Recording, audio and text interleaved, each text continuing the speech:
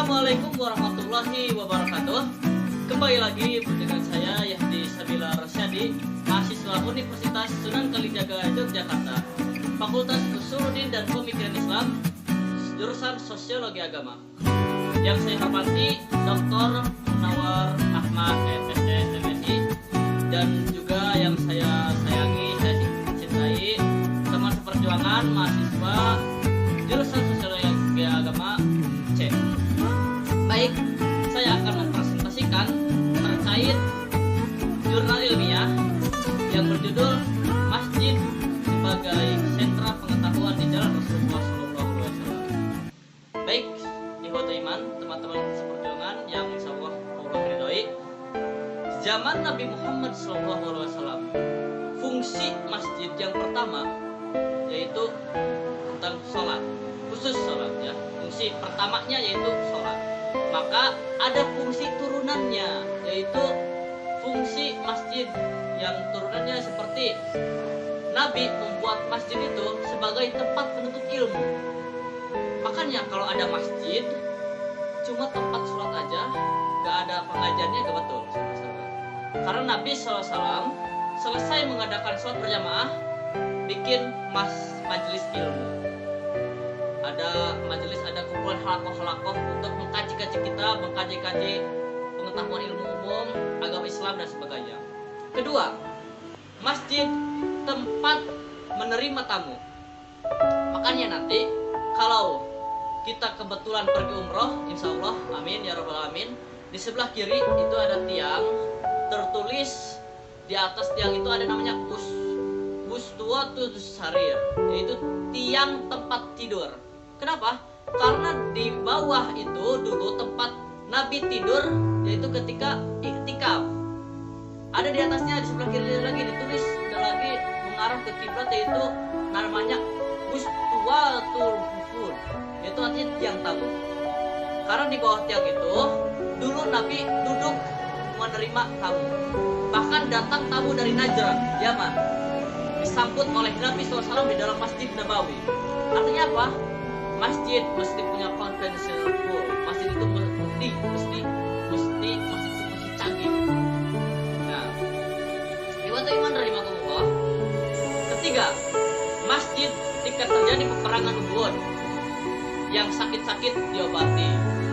Kemudian maka masjid mestinya punya pelataran, ada klinik gigi, ada klinik kulit, ada klinik bersalin dan sebagainya. Sehingga ketika datang sakit, zahirnya, mentalnya kacau, jangan ini mendengarkan ayat suci Al-Quran, ayat Al-Quran, mendengarkan suara adzan, mendengarkan ceramah-ceramah, maka batinnya sembuh insya Allah. Syukur-syukur dia tobat dan jadi suara dan pengajian masuk ke rumah tersebut, sehingga apa? Batinnya itu bisa menjadi bersih, sehat, dan insya Allah sembuh dari penyakit zahir. Yang keempat, Nabi SAW membuka Masjid Nabawi. Ma baina baiti wa min baina, antara rumahku dan mimbarku itu sekitar ada 22 meter panjangnya. Raudatul min raudatil jannah, taman surga. Ini mimbar Nabi. Terus 22 meter jalan. Terus kemari ketemu pintu Babu Salam. Nah, sekarang di Babu Salam itulah pasar kota Madinah. Ikhwatul iman rahimakumullah, masjid juga, Masjid Nabawi itu ada dikenal dengan namanya Ashabus Suffah. Apa itu Ashabus Suffah? Begini ceritanya. Setelah kiblat berpindah dari mana? Dari Masjidil Aqsa menuju Masjidil Haram, yaitu ke Ka'bah. Mengarah ke Ka'bah di Masjidil Haram, Rasulullah SAW mengajak para sahabatnya membangun atap masjid sebagai pelindung bagi para sahabat yang tinggal di Masjid Nabawi. Kenapa? Karena mereka adalah orang-orang yang hijrah dari berbagai tempat, dari berbagai daerah, dari penjuru seluruh negeri menuju kota Madinah. Untuk apa? Untuk memeluk agama Islam, untuk mempelajari agama-agama Islam, untuk mengkaji ajaran-ajaran dari Nabi Muhammad SAW. Akan tetapi apa? Akan tetapi mereka tidak memiliki kerabat di Madinah untuk tinggal di sana, dan mereka belum memiliki kemampuan finansial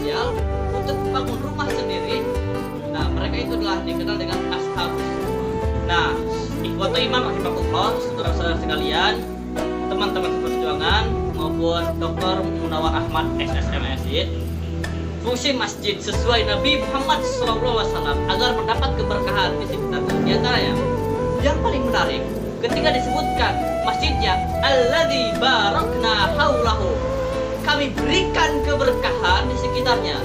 Jadi kalau masjidnya sudah makmur, masjidnya sudah penuh, masjidnya sudah baik, masjidnya sudah benar, cara memakmurkannya tidak hanya menghadirkan keramaian, tetapi manfaat yang ada di dalamnya, maka demi Allah ikhwatul iman dikatakan dalam Al-Quran, lingkungan sekitarnya akan diberkahi oleh Allah Subhanahu wa Ta'ala. Kalau keberkahan sudah diturunkan oleh Allah Subhanahu wa Ta'ala, maka kedamaian, kemakmuran, kesuksesan, dan kebahagiaan akan melekat di lingkungan itu.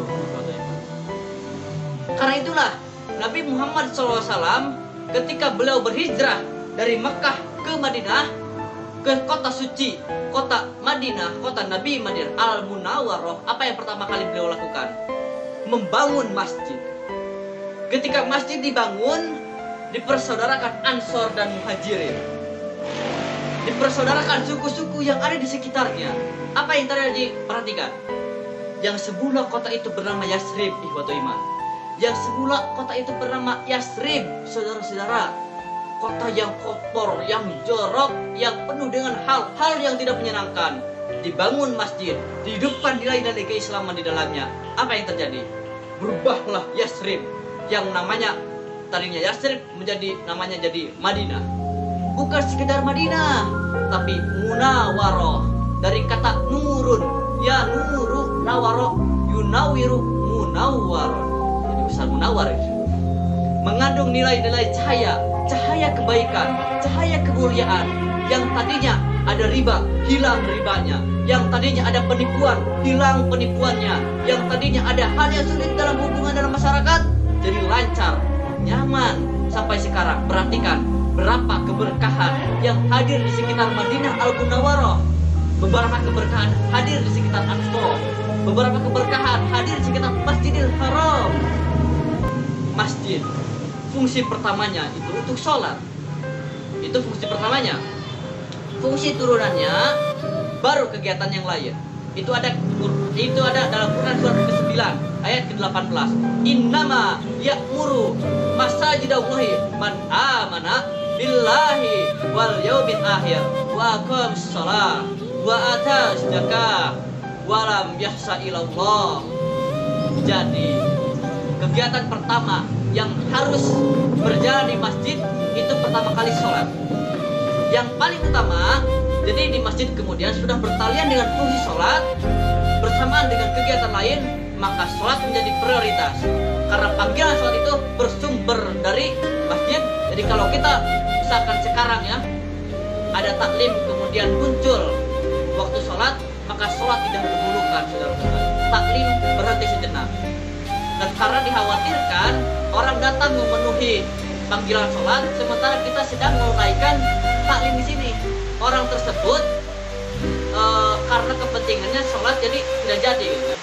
Dia kembali melanjutkan perjalanannya.